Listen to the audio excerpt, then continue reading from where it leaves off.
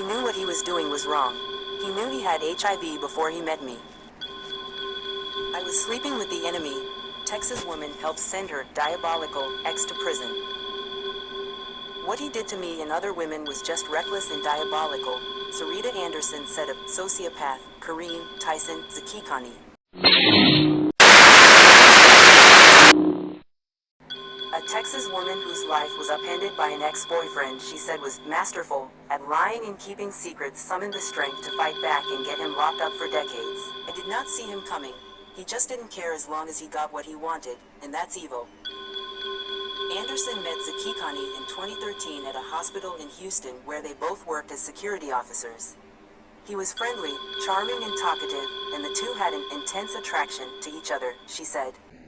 Knowing what I know now, it makes me angry, she said. Explaining her boyfriend's lie made sense and she believed he was disease-free, so she went on birth control and they stopped using protection. Zakikani learned his positive status years before in 2008. In the spring of 2014, Anderson believed she had come down with a bad case of the flu, and she said Zakikani appeared to be the concerned boyfriend, playing the role that he thought he should. Sarita Anderson still wonders how many women died, or almost died, because of Kareem Zakikani's lies.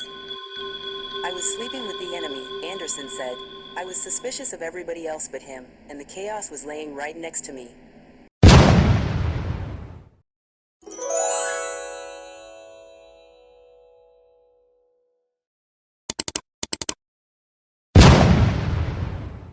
Who knows how many women he infected, or how many women died, or almost died, and he doesn't care. He's evil, diabolical, reckless, careless, negligent.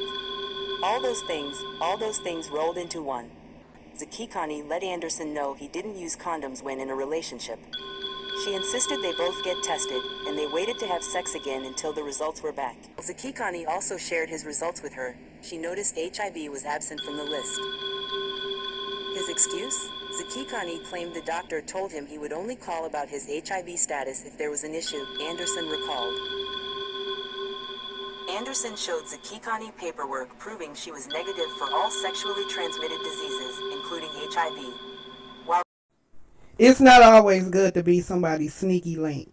It does not matter if you got this attraction or love or something for them, because you'll end up in a situation like this. You don't know what people got until you get in a situation. Grass is not always green on the other side. What's disgusting is that this man, not only was he married.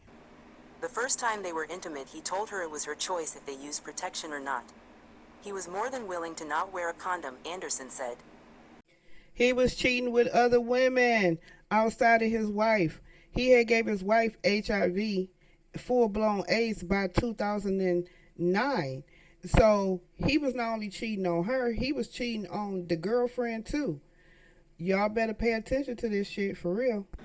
Stumped by her symptoms, doctors eventually tested Anderson for HIV after her health deteriorated even further and her weight plummeted 65 pounds. Anderson then learned it was a crime to intentionally infect someone with HIV, and she called the police and filed a report. The case was turned over to the Special Victims Unit, and officers arrested Zakikani within months. Initially suicidal, with time, Anderson decided she needed to hold her ex-boyfriend responsible for what he did to her. She started by calling his mother, who told her Zakikani was married. Kareem was definitely a wolf in sheep's clothing, said Anderson, who got pregnant while they were together and now has a son with him. She next contacted Zakikani's wife. The woman told her that she tested positive for HIV in 2009 because of her husband, who knew he had the disease at the time.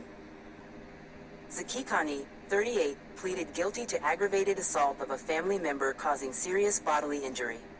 He accepted a plea deal and a judge sentenced him to 30 years in prison in June 2018.